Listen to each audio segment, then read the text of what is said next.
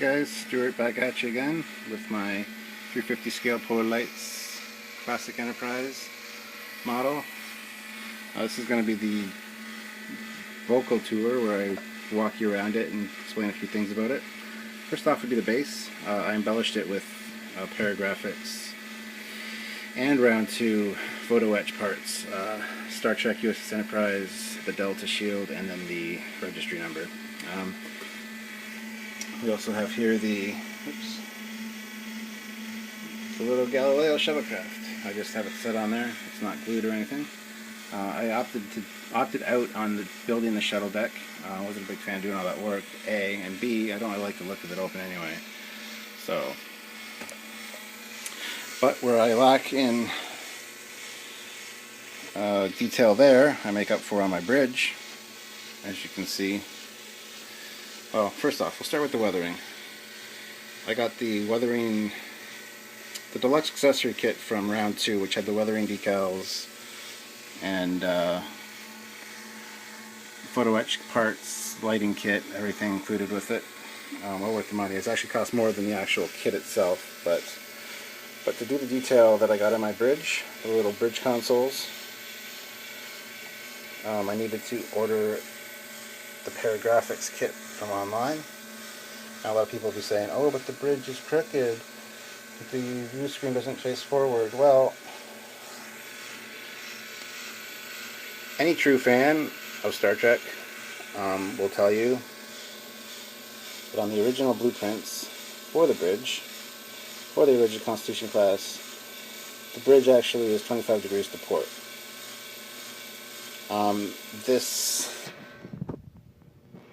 It's a point of contention with Star Trek fans, but basically this turbo lift shaft right here is for the turbo lift that comes onto the bridge. It's at the very back of the bridge. And the logic behind the bridge being offset 25 degrees is if they were getting boarded by an alien, like a warring race or whatever, they get access to the turbo lift, when they come onto the bridge, if they shoot straight ahead, they won't hit the captain because the chair is offset. Kind of sketchy logic, I know, but that's the explanation I've gotten a few times. So, and I'm a purist, so I believe that it makes perfect sense for it to be lined up like that.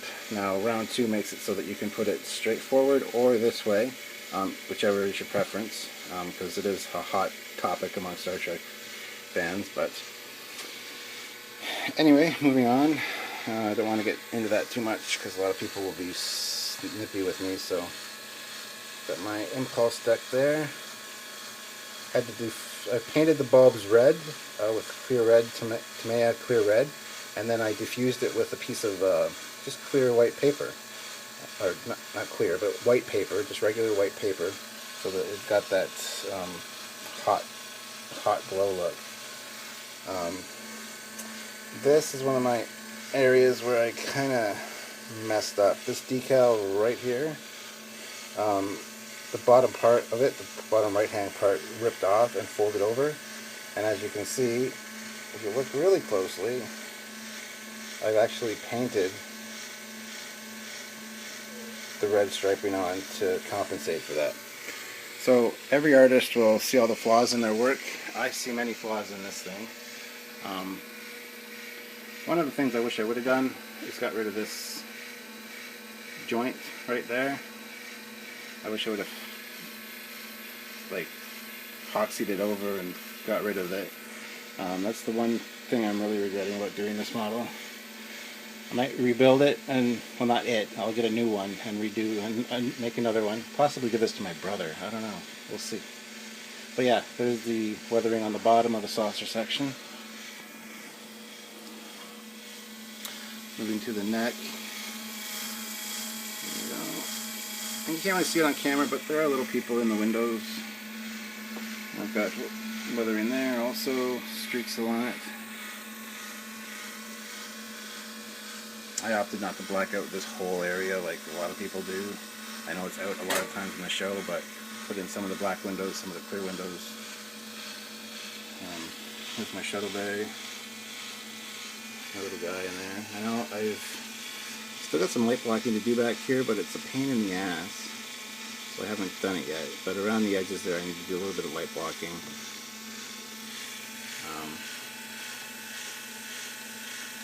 This model is by no means perfect. Looks good from a distance.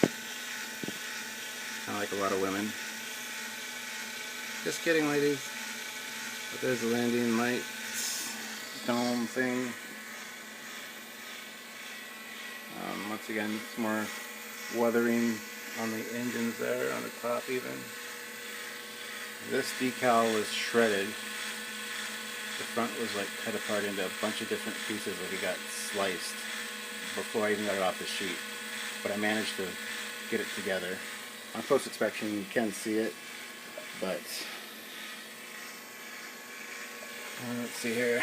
And I opted to light up the inside of the grills and make them blue, kind of a precursor to the refit from the motion picture with the blue warp engines. Roddenberry wanted this done initially, but their budget wouldn't allow for them to be lit, so I decided I'd light mine. There's some more weathering, decaling on the top, basically to help hide the seam, because I'm not very good at seams. This is my first lit model, and I kind of maybe cut some corners that I shouldn't have, but I'm very super happy with it. It's a model I've always wanted. I've always wanted to have a lit original TOS Enterprise. I got a lot of compliments on it. If I wouldn't have shown you half the errors in it, you probably wouldn't have seen them. But, you know, nobody's perfect. And like I said, maybe one day I want to build a new one, and I'll take you through the whole build of that, because there was some learning involved for sure. Now this model, I have it so you can, of course, turn it. Look at the other side also. And the other side's got the weathering as well. Lots of, not lots, but a few figures in the windows, just to give it some realism.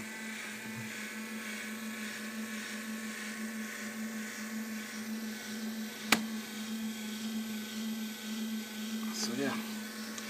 Anyway, that's my 350 scale Enterprise, the walk around official vocal tour. Hope you guys enjoyed it, and I'll see you guys later. Have a good one. And like I said, I might get around to building a new one, in which case I will document the build so you guys can see exactly how I did it. Alright, so see you guys in the future.